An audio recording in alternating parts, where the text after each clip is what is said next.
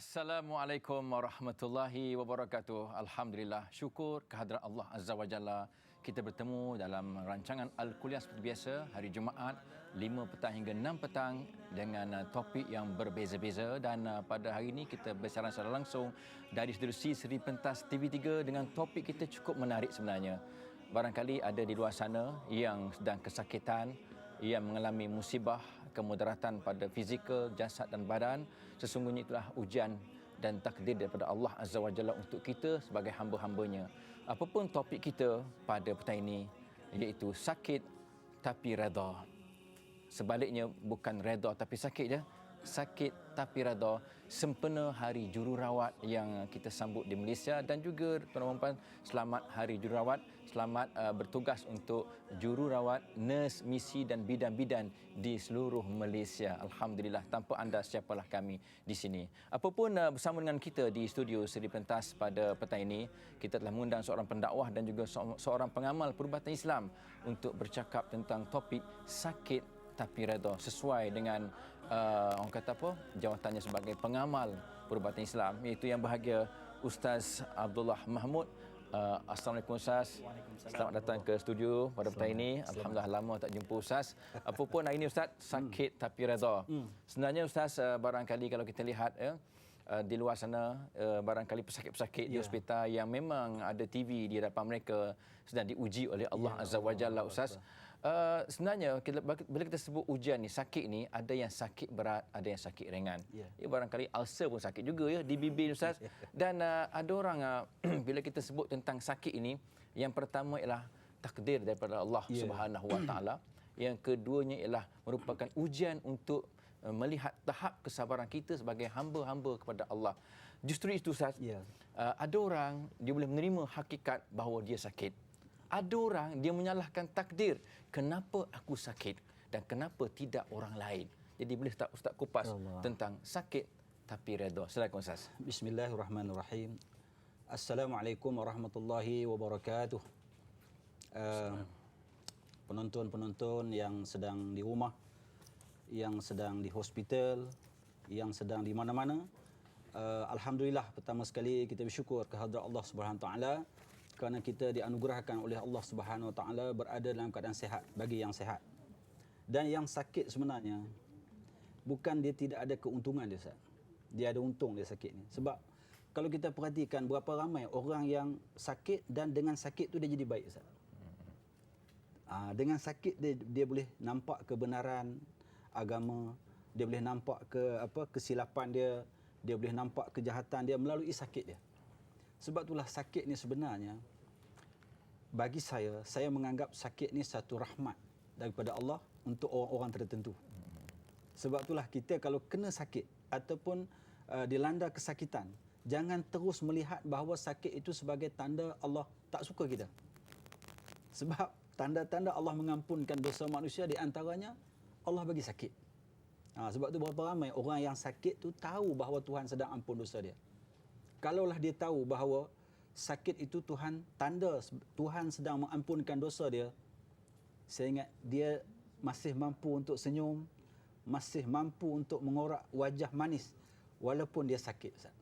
Jadi benda-benda macam ni saya mengajak penonton di rumah, di hospital yang sedang sakit, tolonglah, fahamlah bahawa sakit ni ada baik dan ada kadang-kadang kita mengalami ketidakmampuan untuk menanggung sakit tu. Tapi ketahuilah, semuanya itu daripada Allah Subhanahu Wa Taala. Daripada Allah, Ustaz. Okey Ustaz, kita beralih kepada barangkali satu persoalan yang cukup menarik. Kita biasa dengar di masjid ataupun di surau-surau penceramah-penceramah, undangan yang bercerita tentang sahabat-sahabat Nabi dulu Ustaz. Bagaimana mereka kalau tak dapat sakit dalam tempoh 3 hari tu, mereka rasa macam satu kekurangan. Mereka rasa macam Allah Ta'ala marah mereka, murka mereka, tak suka kepada mereka. Jadi itu kelebihan sahabat. Tak sakit 3 hari rasa lain macam dah. Kita macam mana Ustaz? Saya tengok Fir'aun tak sakit tu sampai dia boleh mengaku sebagai Tuhan pula. Minta komen Ustaz, silakan. Baik, sakit ni inilah masalah dia, Ustaz. Kadang-kadang dia menganggap bila dia sihat tu Tuhan sayang dia, Ustaz. Contohnya Ustaz, katakan kita ni dah bertahun-tahun tak sakit. kita berdepan dengan orang kejap sakit, kejap sakit, kejap sakit. Dia kata, kau ni apa ni? Kejap-kejap sakit, kejap-kejap sakit. Tengok macam aku ni. Dah berapa tahun tak pernah sakit. Aku walaupun tak semayang tapi tak sakit. Kau ni yang aku tengok semayang tak berhenti-henti, tapi sakit pun tak henti. Jadi dia cuba membayangkan sakit yang dialami oleh orang sakit itu bermakna Tuhan tak sayang, Ustaz. Sebab itulah kalau orang tak faham dia akan menganggapnya itu, Ustaz. Kalau kita nak buat perbandingan, Firaun tak pernah sakit. Apakah Tuhan sayang dekat dia? Nabi-nabi semua sakit, Ustaz. Takkan kita nak kata Tuhan tak sayang dekat dia? Nah, jadi sakit atau tak sakit, jangan kita jadikan sakit itu sebagai ukur bahawa kita tak sayang Allah. Tapi jadikanlah sakit itu sebagai bahan ukur Allah sayang kita. Sebab Allah ni kadang-kadang dia rindu, Ustaz. Dia rindu kita lama tak panggil nama dia. Orang kalau sihat, apa sebab dia nak panggil nama Allah? Tapi bila sakit, Allah, ya Allah, Allah, ya Allah. Panggil nama Allah pagi, siang, malam. Sebenarnya Allah bagi dia sakit itu kerana Allah rindu nak dengar suara dia panggil Allah. Bila dia panggil Allah, Allah seronok. Hamba dia sentiasa panggil dia. Sebab tu Allah rindu kepada dia. Macam kita lah, Ustaz. Kita sebagai mak ayah, anak jarang jenguk kita, jarang telefon kita. Jadi kita rindu. Bila rindu nak buat macam mana? Kita bagi dia susah sikit. Kita bagi dia susah sikit. Kalau kita tiap-tiap bulan bagi duit, stop, jangan bagi duit. Bagi dia rasa susah, Ustaz. Masa tu boleh telefon mak dia. Mak, duit macam mana bulan ni tak masuk? Sebenarnya kita nak dengar suara dia.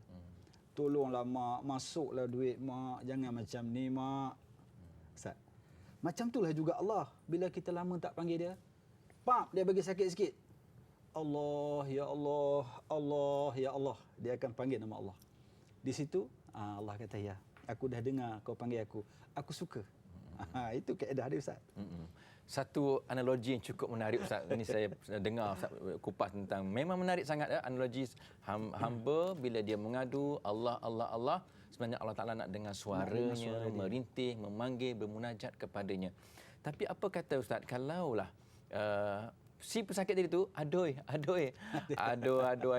Apa beza, Ustaz? Apa barangkali di langit sana pula kata ni? Tadi dia rindu kan, dia dengar? Rindu. Ada orang, Ustaz, Allah bagi sakit dengan tujuan Allah nak dengar suara dia. Tapi kalau dia tak boleh panggil Allah, dia tidak boleh merintih menyebut nama Allah, saya takut Allah akan uji dengan ujian yang lain pula. Allah ambil harta benda dia pula, Ustaz. Sebenarnya kadang-kadang kita tengok ada orang selepas satu musibah ditimpa pula dengan satu musibah yang lain. Selepas satu musibah ditimpa pula dengan satu musibah yang lain. Sebenarnya tujuan Allah datangkan musibah bertalu-talu tu di antaranya Allah nak buka jalan untuk dia kembali kepada Allah. Sebab itulah kita ni sunat pergi ziarah orang sakit dan ingatkan orang sakit tu bahawa Allah sayang dekat dia. Dan hendaklah kau sebut nama Allah selalu. Tu kerja orang sihat yang ziarah orang sakit pula, Ustaz. Kadang-kadang orang sihat ni dia pergi ziarah orang sakit, dia tak bagi apa yang sepatutnya orang sakit nak. Yang selalu kita tengok orang sakit, orang sihat pergi ziarah orang sakit bagi duit. Konsep ni saya nak pesan kepada diri saya, Ustaz, dan kita di studio dan kawan-kawan kita di rumah. Sepatutnya sedekah duit ni bukan kita sedekah pada orang sakit. Sepatutnya orang sakit tu sedekah pada orang yang datang ziarah, Ustaz. Sebab waktu dia sakit tu, waktu itulah dia nak buat baik, dia nak bersedekah. Sebab sedekah tu sebahagian daripada ubat. Sedekah tu sebahagian daripada ubat sebenarnya, Ustaz. Dan berapa ramai yang tak tahu bahawa sedekah tu salah sebahagian daripada ubat yang boleh merawat ataupun menjadi penawar kepada sakit dia. Kadang-kadang orang, Ustaz, makan ubat macam-macam tak sembuh, Ustaz. Makan ubat macam-macam tak sembuh. Dia duit banyak, Ustaz. Sepatutnya masa tu dia spare duit. Datang seorang ziarah dia, nah, saya sedekah awak RM10. Apa ni? Saya sedekah tolong doakan saya dan anggaplah sedekah saya ni sebagai sedekah yang menjadi penawar, yang boleh jadi penawar kepada sakit saya. Ramai, Ustaz, orang pergi ziarah ke macam tu. Saya pun nak pergi ziarah orang sakit macam tu. Okey, Ustaz, saya tertarik satu hadis ada. Ya. Dawaw mardakum bisadaqah. Aywa. Ubatilah penyakit di kalangan kamu dengan cara Dengan bersedekah. sedekah, ya Artinya orang sakit tu bersedekah sebenarnya. Bersedekah. Bukan pelawat atau sedekah ya. Apapun kalau anda ada kemusykilan tentang sakit tapi redha, boleh hubungi kami di talian bebas tol 1-800-88-1677. Kita akan kembali selepas ini insya-Allah.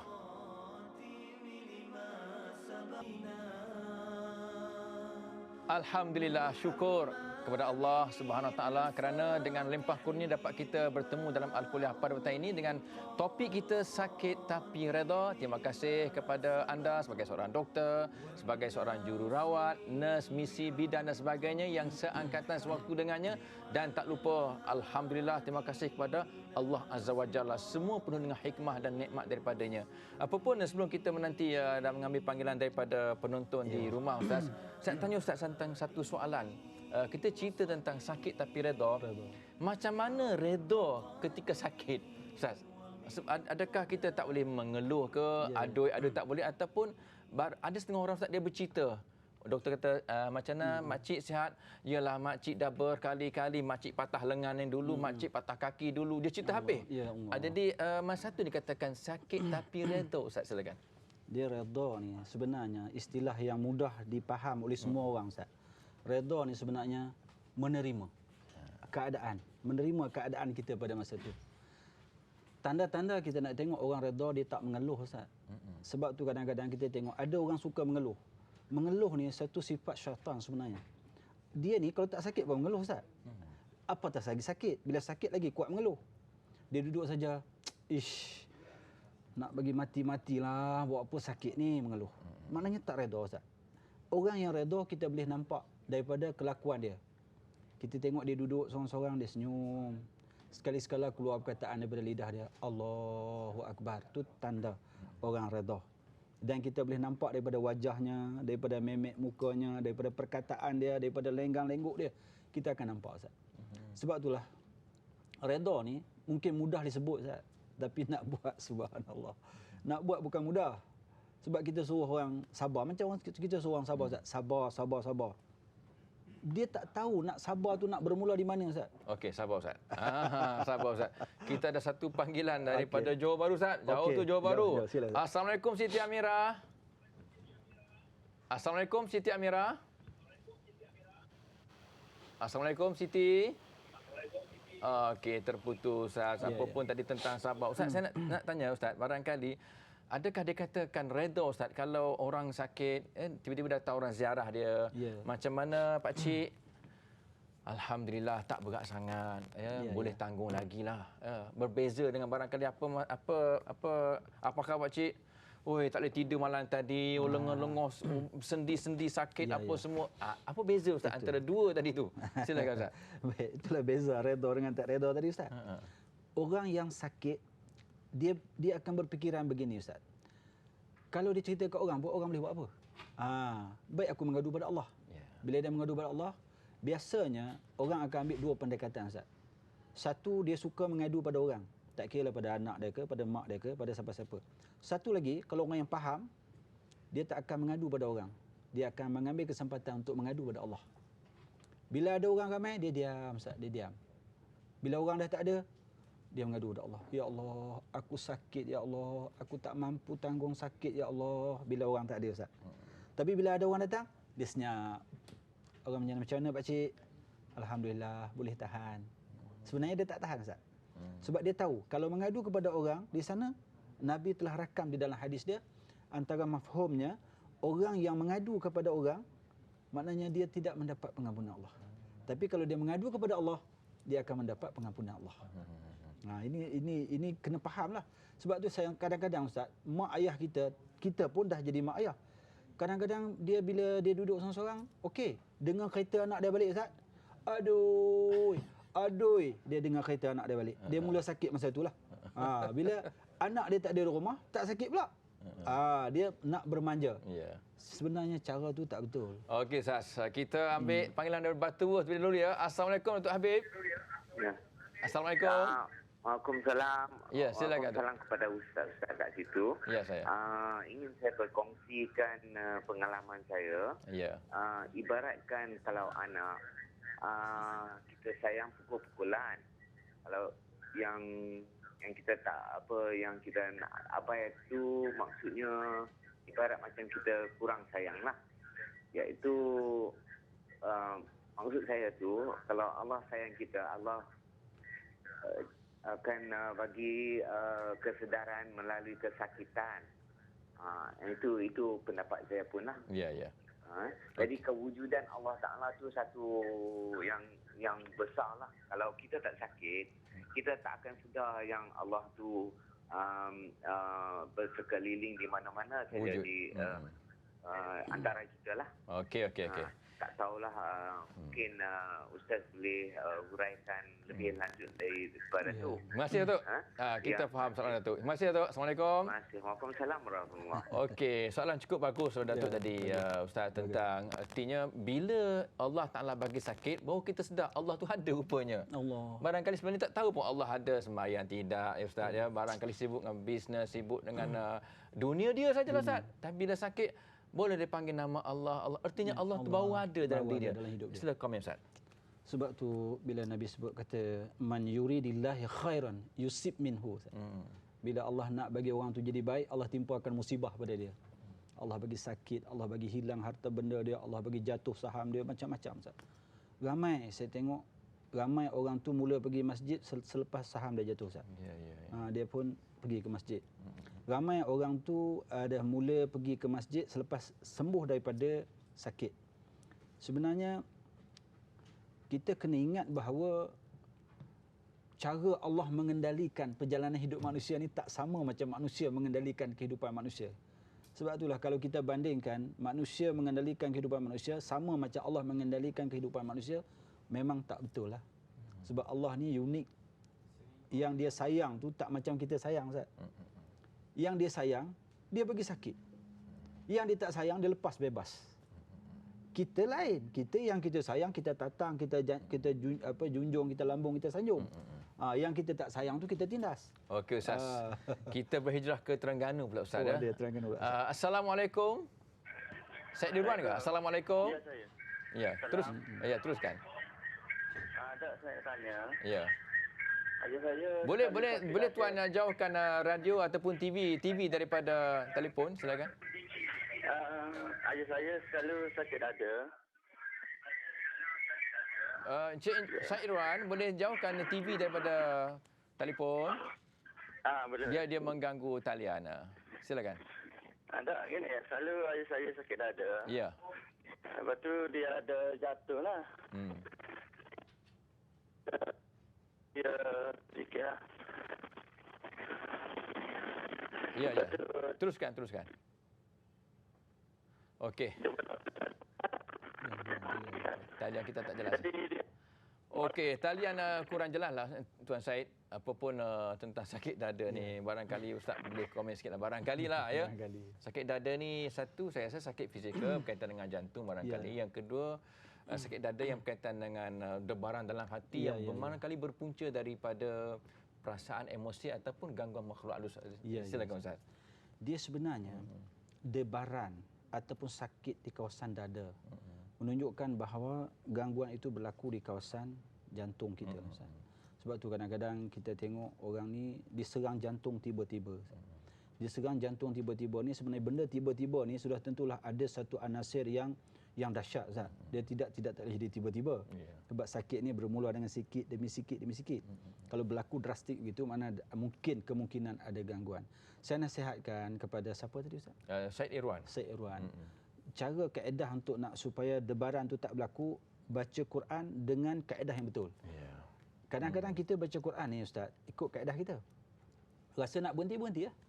Rasa nak sambung. Sebenarnya dalam Quran kita ada wakaf ibtida, wakaf tam dan wakaf qabih, Ustaz. Tempat yang boleh berhenti, tempat yang harus berhenti, tempat yang tak boleh berhenti. Jadi apabila kita boleh berhenti di tempat yang boleh berhenti, menunjukkan bahawa perjalanan darah dan jantung kita berjalan elok. Sebab itulah kita kena pastikan sentiasa bila baca Quran boleh berhenti tempat yang berhenti. Kalau kita dah tak boleh berhenti tempat yang berhenti, menunjukkan bahawa dalaman kita dah tak apa sihat Ustaz. Sebab tu kalau kita tengok orang baca satu baris ayat sampai 3-4 kali ambil nafas Ustaz. Maknanya dia ada masalah dalaman. Cara untuk pastikan nafas dia panjang balik, jantung dia bagus balik, debaran dia tak berlaku kucar-kacir dalam tubuh dia. Dia kena buat satu latihan yang kena pasti Ustaz. Macam tuan katalah waratil Quran tartila, bacalah Quran dengan tartil. Apa pun kita kesandakan sabar Ustaz. Sila Ustaz. Siti Haminah. Assalamualaikum Siti. Waalaikumsalam warahmatullahi. Alhamdulillah. Silakan Siti soalannya. Saya dari Sendakan. Ya. Assalamualaikum Ustaz. Waalaikumsalam. Teruskan. Ustaz, saya nak kongsikan masalah dengan semualah. Ya. Sebab saya ada anak kecil yang baru 2 tahun lebih. Ya.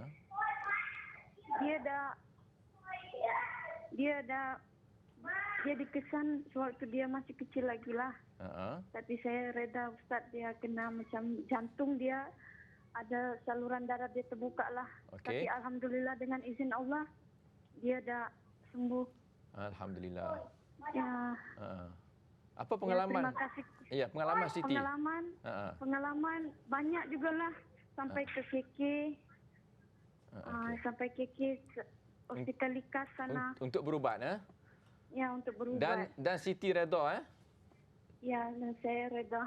Apa doa ibu Siti ya?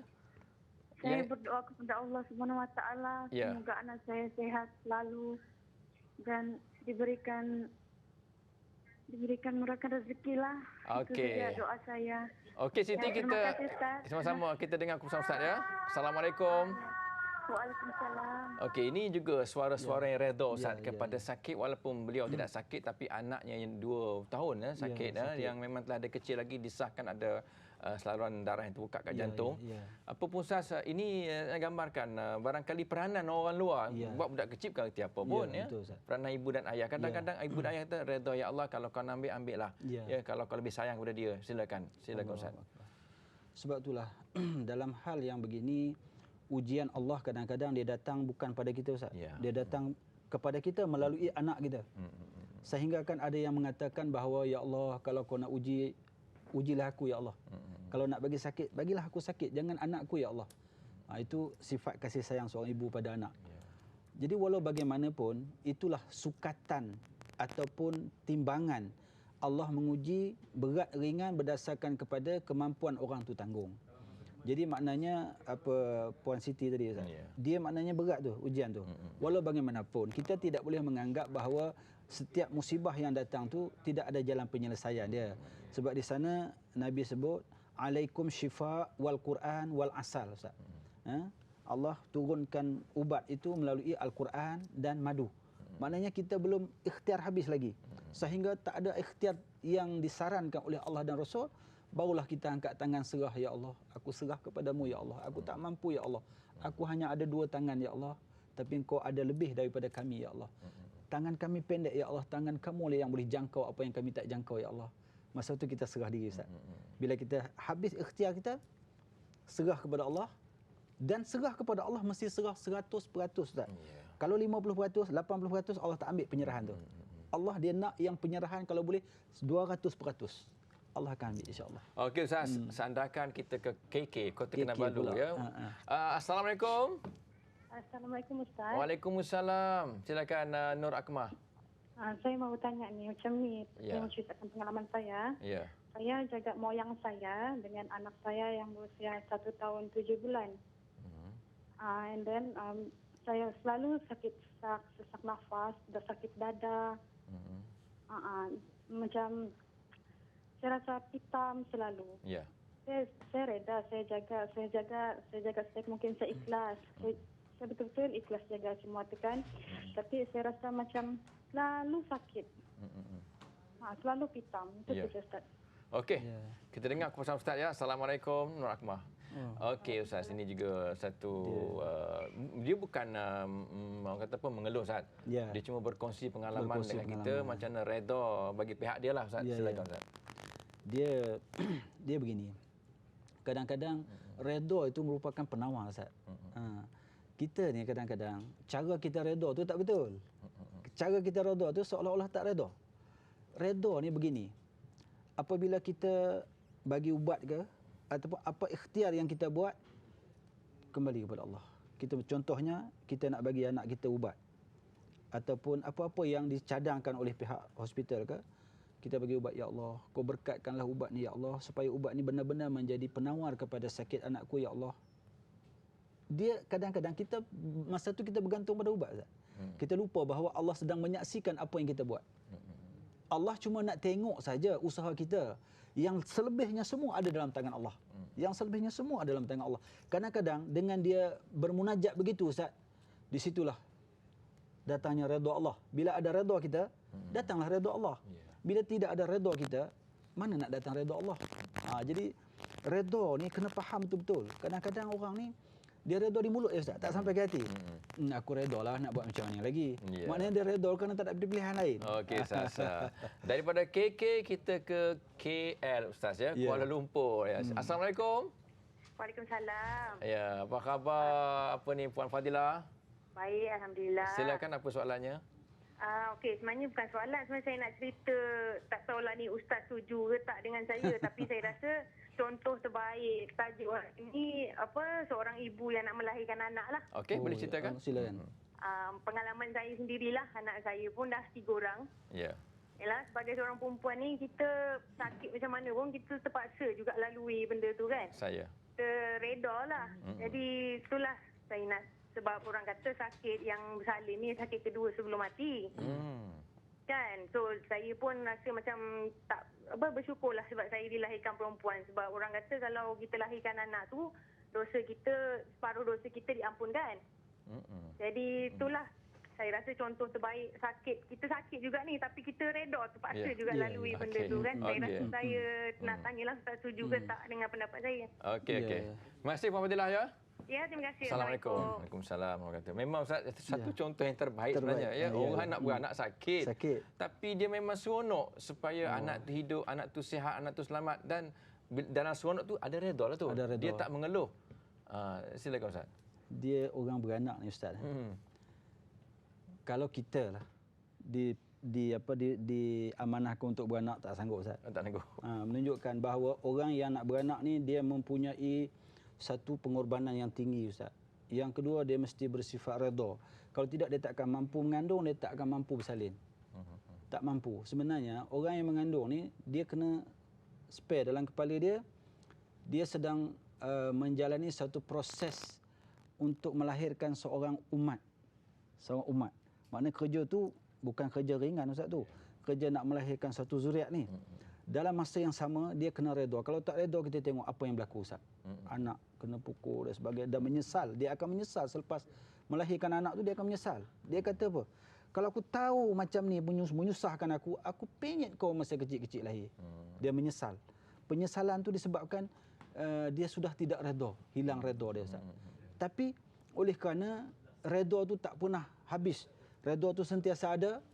Anak dia beranak macam mana rupa pun, dia akan sentiasa senyum, redha dan terima hakikat, Ustaz. Sebab tu kadang-kadang orang ni, anak dia walaupun cacat, walaupun hitam dan sebagainya, kalau orang minta tukar dengan anak dia, dia tak nak, Ustaz. Dia redha. Ini anak aku. Dia ada orang kata, kau bagilah anak ni, aku tukar anak yang aku nak bagi ni cantik, putih, lawa. Dia kata tak nak. Aku redha dengan apa yang Allah bagi ni. Itu sifat orang yang diberi kekuatan oleh Allah untuk redha.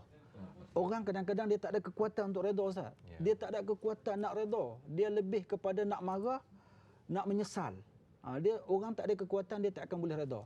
Kekuatan tu datang daripada Allah.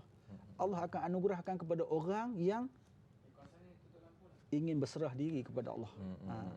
Okey, tuan-tuan dan puan, sebenarnya kita sedang bincang, Ustaz, tentang satu makam tinggi dalam tasawuf sebenarnya. Daripada makam taubat kepada makam sabar syukur, yang tinggi itu redha, makam redha, radhiyallahu anhu wa radu anhu.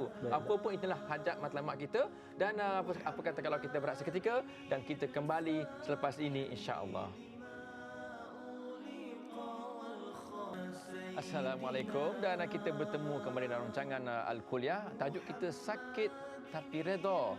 Ini menarik sebab kita semua akan diuji dengan sakit oleh Allah SWT, sama ada berat ataupun ringan. Tapi yang paling penting kita kena redha. Redha tu yang paling payah sebenarnya, tapi kita bincang pada petang ini. Ustaz, kita nak bincang, Ustaz, Saya pernah pergi ziarah seorang ulama ya yang ada sakit jantung di IJN, Institut Jantung Negara, dan saya jumpa dengan dia, saya bersembang dengan dia di bilik khas lah ya. Apa khabar Datuk? Dia jawab semua. Tiba-tiba dia diam, Ustaz. Dia diam. Saya kata, kenapa Datuk ni diam dalam hati saya kan? Dia tak suka aku ziarah ke? Rupanya isterinya datang tu mencelah, Ustaz, dia tengah sakit tu, Ustaz. Itulah degil tu, Ustaz. Degil tu, dia tengah sakit, tak nak cerita ke orang. Jadi Ustaz, adakah ini salah satu tanda dia redha, Ustaz? Dia orang alim, Ustaz. Orang alim, Komen, Ustaz, silakan. Dia sebenarnya, itulah contoh sebenarnya, Ustaz. Itulah contoh apabila kita diserang oleh sakit, dia diam tu sebenarnya dia sedang meredai. Dalam hati dia kita tak dengar, Ustaz. Tapi kita boleh terjemahkan begini mungkin Ustaz. Ya Allah, aku sedang sakit, ya Allah. Sakit aku tak mampu, ya Allah.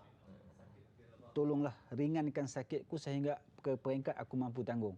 Seperti mana yang kau pernah janjikan kepada kami, la yukallifullahu nafsan illa wus'aha. Allah tidak akan menguji manusia dengan ujian yang kita tak mampu tanggung, Ustaz. Jadi sebenarnya orang alim ni dia tahu bila datang sakit yang dia tak mampu, dia akan tuntut janji ni. Ya Allah, kau ringankan sakitku sehingga aku mampu tanggung dengan kesakitanku, ya Allah. Jadi masa tu dia sedang berbicara dengan Allah, sedang mengadu dengan Allah dalam bentuk yang redha. Orang redha ni dia lain sifat dia, Ustaz. Dia senyap. Dia tak bercakap bila tak perlu.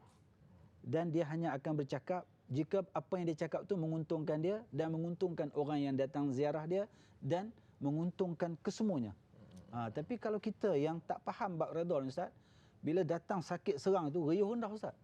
Panggil misi, panggil doktor, tolong, riuh rendah. Jadi menunjukkan bahawa dia tak faham. Nak jadi orang sakit ni, dia kena faham, Ustaz. Dan kita tak boleh lari daripada sakit. Dia mesti kena sakit sebab sifat kita manusia baru ni. Sebab itulah di dalam bab ini semua perawat-perawat di hospital, doktor, misi, tak kira lah perawat, dia kena fahamkan orang sakit tu. Mesti berperanan. Berperanan untuk memahamkan orang sakit. Pak Cik, sakit ni tandanya Allah sedang mengampunkan dosa Pak Cik. Pak Cik kena banyak redha. Jadi setidak-tidaknya berlaku proses dakwah di situ, Ustaz. Kita bukan sekadar merawat tapi kita berdakwah. Jadi peranan misi-misi doktor-doktor di hospital ni sangat besar. Dia dapat bukan sahaja pahala merawat tapi pahala berdakwah. Kalau sekiranya orang tu dia faham melalui lidah kita selama hospital 5-6 hari di hospital, besar pahala kita, Ustaz. Bila dia balik dia boleh mengajar orang. Okey, Ustaz, saya sebenarnya tertarik dengan pesan Ustaz dari awal sampai daripada saat ini, Ustaz, tentang sakit tapi redha ini sebenarnya. Apa kata kalau kita beringat, Ustaz, contohlah Ustaz kata spare dalam otak kita, dalam minda kita bahawa sebenarnya bila usia dah 40 tahun ke atas ni, kita kena ready untuk terima sebarang ujian sakit barangkali yang berat-berat daripada Allah, ya. Apa kata begitu, Ustaz? Contohlah, saya pernah jumpa kadang-kadang orang tua-tua, Ustaz, yang umur 67, 77, 80 pun ada. Kalau jumpa, Ustaz, Allah, lutut saya sakit, Ustaz. Ya Allah. Lutut saya tak larap jalan, Ustaz. Tolonglah, Ustaz. Ada tak jus apa semua? Jus Tok Guru ke apa ke, Ustaz masuk, Ustaz, ya. Contohnya. Tapi saya terfikir juga kalau Pak Cik umur 77 tahun, artinya minyak gris dah habis dah. Dia kena sampai pekat redha dah. Ya Allah. Sebab 40 tahun kata tu memang preparation untuk menerima ujian sakit. Apa komen Ustaz sebenarnya? Saya melihat begini, kita sakit ni pertama disebabkan kelalaian kita, Ustaz. Di segi pengambilan makanan ataupun budaya hidup. Kita kurang ambil budaya hidup ataupun cara hidup Rasulullah untuk di apply dalam kehidupan kita, Ustaz. Sebenarnya kalau kita tengok manusia ni sifat dia, Allah buatkan manusia ni daripada tanah, Ustaz. Khalaqtahu minat tin, khalaqtani minan nar. Manusia jadi daripada tanah. Tapi kita kurang pijak tanah, Ustaz. Bila kita pijak tanah, kita keluar pakai kasut, dalam rumah pakai selipar. Sedangkan buka kasut, pijak tanah itu merupakan terapi. Sebab kita jadi pada manusia, jadi pada tanah untuk terapi tubuh kita supaya dia dapat energi. Kita kena pijak tanah. Sekurang-kurangnya seminggu sekali pijak tanah, buka kasut jalan sambil kita berzikir la ilaha illallah dan tahan nafas. Setakat mana kita boleh tahan nafas, kita tahan nafas, kemudian lepas. Dia akan dapat apa faedah, Ustaz? Nafas dia akan jadi panjang. Bila baca Quran dia boleh berhenti tempat yang boleh berhenti. Yang kedua, apabila tanah ni sebenarnya sifat dia penawar, Ustaz. Dia penawar kepada segala toksik racun dalam badan. Jadi bila dia selalu pijak tanah, tanah akan menyedut segala bisa-bisa dalam tubuh badan dia. Inilah yang kita tengok orang dulu-dulu bila pijak tanah, tak pakai kasut, sihat kuat badan dia. Minum air telaga. Minum air telaga. Air tanah. Air tanah. Kita kurang pijak tanah Ustaz. Saya duk tengok balik, cubalah. Buka slipper, buka kasut, jalan seminggu sekali, bawa anak isteri buka kasut, jalan pijak tanah, pijak rumput, pijak batu, pijak pasir. Jadi orang tu tengok, apa ni? Pelik pula pijak. Tapi itu sebahagian daripada terapi Ustaz. Sebenarnya daripada terapi, sebab kita kena kembali kepada asal. Okey Ustaz, kalau kita lihat sejarah Ustaz, contohlah sejarah ya, memang Nabi pernah sebut ya, manusia yang paling dahsyat terima ujian ialah para nabi lah, para anbiya, dan kemudian orang yang mengikut jejak langkah mereka dan kemudian mengikut jalan langkah mereka ya. Apa pun Ustaz, saya tertarik bila cerita bab Nabi Ayub alaihissalam. Ya Allah. Kita baca Nabi Ayub adalah manusia yang paling teruk ditimpa ujian sakit. Sampai orang kata apalah ya, sampai ulat pun ada kat badannya. Jadi tapi dia segan nak minta sihat dengan Allah tu. Ya Allah. Sebab dia terfikir, aku dah lama sihat, baru 2-3 hari sakit ni. Apa komen Ustaz? Kita kadang-kadang kita tak ukur Ustaz. Kita tak ukur berapa lama sakit. Kita tak ukur berapa lama kita sihat. Jadi kita bila sakit satu hari, Allahu Akbar, kita macam rasa macam sakit setahun dah. Allah wa in aqabtum fa'aqibu bimisli. Jadi kita ni bila terima nikmat Allah banyak, bila Allah uji sikit, kita rasa macam banyak sangat kena uji tu. Sebab tu kita tak boleh tenang jiwa kita Ustaz. Sebab itulah manusia sekarang banyak sakit jiwa Ustaz. Kerana dia tak tahu nak buat perbandingan. Sepatutnya dia masih boleh tenang, boleh senyum kalau sakit sebulan tu. Sebab dia sihat 10 tahun.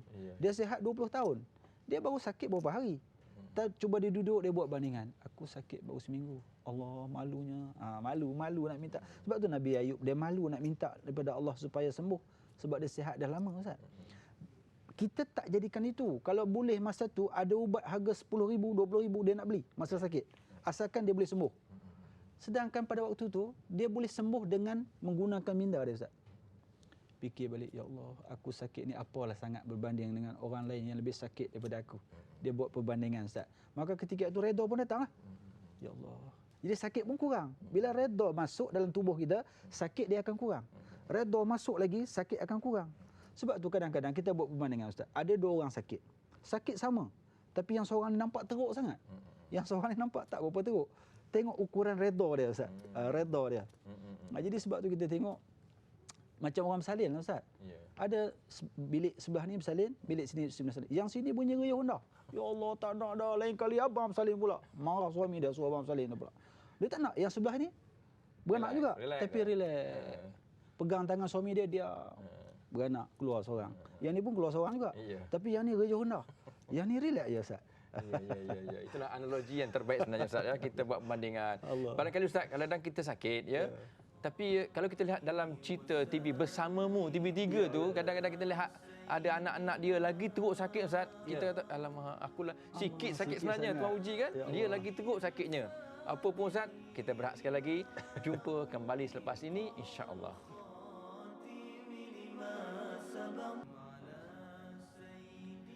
Alhamdulillah, dalam blok yang terakhir ini anda masih lagi setia bersama kami Al-Kuliah di TV3 dengan tajuk Sakit Tapi Redha bersama dengan Ustaz Abdullah Mahmud, pengamal Perubatan Islam juga seorang pendakwah di Malaysia dan tanah air kita. Apapun Ustaz, kita dalam blok terakhir ini ada barangkali sempat beberapa soalan Ustaz nak tanya Ustaz tentang masalah kita Ustaz. Memang tradisi masyarakat kita Ustaz, ada sakit dia akan cari Pak Imam, ada dia akan cari tuan guru, dia akan cari ustaz-ustaz seolah dia tak percaya diri sendirilah. Dia boleh merawat diri sendiri. Ustaz sebutkan tadi bahawa sakit kita boleh merawat menggunakan minda kita Ustaz ya. Tapi banyak kita bergantung dengan makhluk berbanding kepada Allah Taala. Dan banyak kita mengadu kepada makhluk, kepada orang berbanding dengan Allah Taala. Jadi macam mana nak mendidik masyarakat Ustaz supaya banyak mengadu Allah Taala, kurangkan makhluk. Sebab makhluk tak boleh buat apa-apa pun Ustaz. Silakan Ustaz. Dia sebenarnya masyarakat kita ni dah tersasar Ustaz. Dia lebih selesa mengadu pada manusia daripada mengadu kepada Allah Subhanahu Wa Taala. Sebenarnya ialah kalau kita mengadu kepada ustaz tu pun malam nanti dia buat solat hajat mengadu kepada Allah juga, tolong mengadu bagi pihak. Apa salahnya kalau dia mengadu sendiri? Dia cuma kadang-kadang dia tidak dapat pendedahan Ustaz. Dia tidak ada pendedahan, tak dapat pendedahan daripada orang-orang tertentu bagaimana nak mengadu kepada Allah. Jadi mengadu kepada Allah ni yang sesuai, yang paling baiknya pada waktu malam, waktu tengah malam ketika makhluk sedang lena tidur dia bangun. Bangun mengadu. Mengadu ni sebenarnya Kadang-kadang kita mengadu Ustaz. Kadang-kadang kita merayu, kadang-kadang kita merintih, kadang-kadang kita menangis. Kadang-kadang kita ni tak tahu. Kita cuma meminta aja, ya Allah, sembuhkanlah sakitku ya Allah. Itu minta biasa Ustaz. Bila dia tak dapat, dia tak pergi kepada peringkat kedua merayu. Merayu ni dia lebih tinggi sikit makam dia. Ya Allah, dia guna nada lain Ustaz. Tak jadi juga. Dia pergi kepada makam ketiga, merintih. Merintih ni dengan air mata lah. Keluar air mata sebab di antaranya Allah nak tengok air mata orang yang bermunajat kepada Allah. Ya Allah, aku dah tak mampu ya Allah. Tolonglah ya Allah. Kalau sekiranya kesakitan aku ni boleh menyebabkan gugur dosaku dan ampun dosaku, aku redha ya Allah. Tapi aku tak mampu ya Allah. Tolonglah sembuhkan sakitku sehingga aku peringkat yang mampu ya Allah. Mengadu. Sampai ke peringkat, orang kata apa? Kering air mata. Sampai ke peringkat tu barulah boleh dinamakan kita sudah menyerahkan kepada Allah 100%. Ini tak, dia pergi jumpa ustaz tu, tak sembuh, pergi jumpa ustaz ni, tak sembuh, pergi jumpa ustaz. Akhirnya ustaz dengan ustaz bergaduh. Ustaz dengan ustaz bergaduh Ustaz. Ustaz ni kata pasal apa ustaz tu buat macam tu? Ustaz ni kata pasal apa ustaz tu buat macam tu? Jadi ustaz dengan ustaz bergaduh kerana dia sakit seorang. Ini masalah masyarakat itu Ustaz. Pernah berlaku Ustaz, kadang-kadang dia salah ke hospital. Kadang-kadang hospital tak bagus ni, tak low class. Kita pergi hospital ni lah, tu bagus, obatnya bagus. Jadi kadang-kadang itu masalah saya sebab kita banyak bergantung dengan makhluk sebenarnya. Ustaz, saya teringat ni nak sampai ke tahap macam ni macam mana ya? Sayyidina Umar bin Al-Khattab radhiyallahu anhu, dia nak pergi ke masjid Ustaz. Waktu subuh dia ditikam oleh seorang lelaki dan Umar tak tahu, akhirnya dia jatuh sakit, cedera parah. Dia sempat tanya sahabat-sahabat sekelilingnya, siapa yang tikam aku? Jadi orang kata yang tikam kau wahai Amirul Mukminin ialah seorang majusi namanya Abu Lu'lu'ah. Jadi kata Umar, Alhamdulillah. Sebab yang menikam aku orang kafir, kalau aku mati pun syahid. Macam mana Ustaz tarah macam tu Ustaz? Saya rasa memang redha dah ni, radhiyallahu anhum ni. Bahkan saya nak tambah Ustaz kan, bahkan dia kata selama beberapa hari aku tak makan ni, bahagian yang aku patut makan tu berikanlah kepada orang yang tikam dia. Subhanallah. Sebenarnya kalau kita nak ukur redha yang ada pada Sayyidina Umar, mungkin kita susah nak jumpalah pada orang yang ada pada ini Ustaz. Sebenarnya dia redha sampai ke tahap tu kerana dia faham.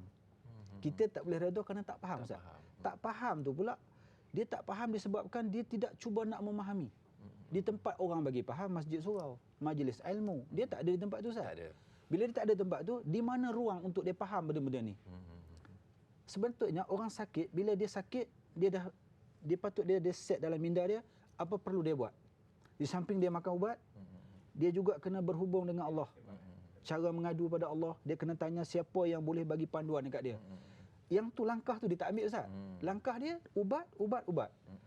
Kalau sembuh dia berseronok, kalau tak sembuh dia menyalahkan ubat. Ini masalah masyarakat Ustaz. Okey Ustaz, satu lagi Ustaz, barangkali makin rancak perbincangan kita Ustaz. Tentang bila kita sakit Ustaz, bila kita baca dalam kitab-kitab, sebenarnya sakit ini adalah salah satu tanda kematian. Dia datangkan sakit, datang uban, kulit pun dah kendor-kendor dan sebagainya Ustaz. Contoh, tapi bila kita sakit, kebanyakan kita Ustaz, dia dalam minda dia aku nak sihat. Dia tak nampak aku akan mati. Bila kita mati, kita fikir macam tu, kita lebih redha, bersiap sedia nak sampai minta radhiyallahu anhum wa radu anhu, redha tu. Jadi apa komen Ustaz? Orang macam ni Ustaz, sepanjang dia sakit tu, kalau anak dia datang, dia tanya, kereta ayah macam mana? Kau jaga tak kereta ayah? Dia duduk jangan tanya kereta dia, dia tanya ladang dia tanya kebun dia tanya saham dia. Sebenarnya dia bercita-cita untuk tetap nak hidup. Dia lupa bahawa macam Ustaz kata tadi, dia duduk persimpangan. Mungkin sakit dia tu membawa kepada mati. Sepatutnya dia kena tanya anak dia. Bukan satu hal dia tanya bab dunia dia. Ayah ni bulan puasa banyak tinggal puasa. Tolong ingat kalau ayah meninggal, qada bagi pihak ayah. Ataupun fidyah, gunakan harta yang ayah ada. Jarang orang begitu Ustaz. Jadi maknanya menunjukkan bahawa dia bergerak ke belakang. Dia bukan maju ke depan. Jadi bila bergerak ke belakang, dia akan tertinggal. Kalau dia maju ke depan, insya-Allah dia akan pergi ke depan dengan selamat. Depan ni maksudnya kita akan mati. Semua orang akan mati Ustaz. Cuma proses mati itu dia berbeza antara seorang dengan seorang. Yang paling bagusnya apabila dia dekat nak mati, dia dapat rasa bahawa dia nak mati Ustaz. Maka dia dapat insaf sebelum kematian dia, dan dia dapat rasa tak lama lagi dia akan mati. Berbanding dengan orang duk rasa dia ni bila nak sembuh ni, bila nak sembuh. Persoalan tu je main dalam kepala dia. Dia tak fikir aku ni bila nak mati. Bila celak mata, Ya Allah, aku tak mati lagi hari ini, ya Allah. Bila agak-agak aku mati, ya Allah. Dia menanti-nanti kematian tu kerana sepanjang sakit tu dia sudah redha, Ustaz. Bila dia redha sepanjang sakit dia, dia hanya menunggu kematian. Tapi kalau dia tak boleh redha sepanjang sakit dia tidak akan tunggu kematian. Dia tetap tunggu penyembuhan. Nah, di situ duduk dia, Ustaz. Alhamdulillah. Itulah kupasan sebenarnya. Bagi saya detail lah, Ustaz. Ya. Dari pukul 5 sampai hampir pukul 6 pada petang ini, cerita tentang sakit tapi redha. Ya. Jadi pesakit-pesakit dan barangkali pesakit-pesakit di luar sana, redalah ya. Tentang sakit ringan ke, sakit berat yang kita alami ke, cedera parah dan sebagainya. Yang paling penting, Allah sedang menguji saya, Ustaz dan kita semua dengan sakit-sakit tadi. Sakit sikit, sakit banyak, semua takdir daripada Allah Azza wa Jalla. Apa pun Ustaz, barangkali sikit Ustaz, tentang ada orang tak nak berubat sebab aku redha, kalau tuan nak kasih potong kaki lah. Aku tak mau makan ubat. Dah kencing manis ni, berat ni Ustaz. Nak bagi sembuh-sembuhlah semua Allah Ta'ala. Apa komen Ustaz? Ringkas Ustaz. Kita kalau boleh, selagi mana ada ajaran dalam agama kita, peganglah pada ajaran, pada mazhab yang betul. Jangan sampai kita jadi terbawa-bawa dengan orang yang tersasar dan tersilap di dalam pegangan akidah. Macam gulungan Jabariyah, Mu'tazilah dan sebagainya, Ustaz. Okey Ustaz, terima kasih Ustaz. Tentang itu kita berubahlah dengan cara yang betul Ustaz. Apa pun Ustaz, terima kasih banyak-banyak dan kepada anda semua, jangan lupa temu janji kita pada minggu hadapan dengan tajuk Al-Aqsa dengan penceramah yang lain pula. InsyaAllah kita jumpa pada minggu hadapan. Apa pun, kita bersama dengan UNIC dengan satu zikir iaitu Selawat Syifa. Assalamualaikum warahmatullahi wabarakatuh. Waalaikumsalam warahmatullahi wabarakatuh.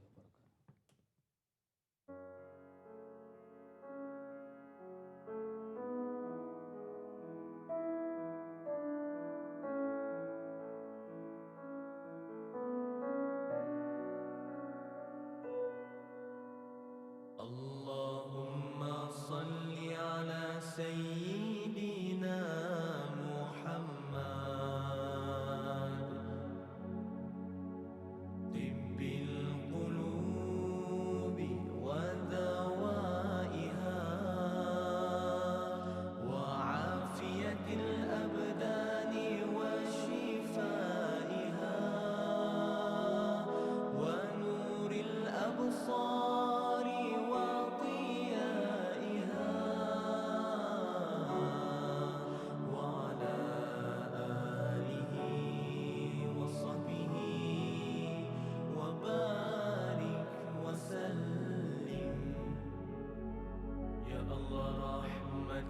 dan berkati penghulu kami Nabi Muhammad,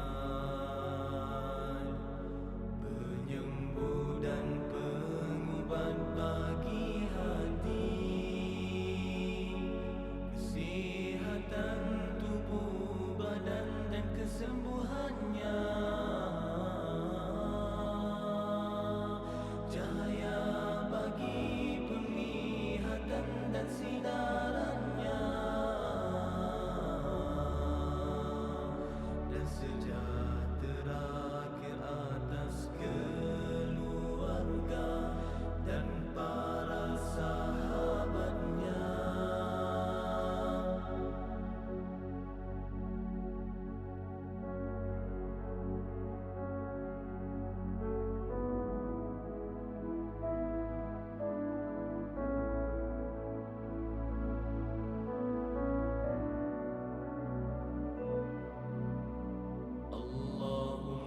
Salli ala sayyidina Muhammad tibbil qulubi wa dawaiha wa afiyatil abdani wa shifaiha wa nuril absari wa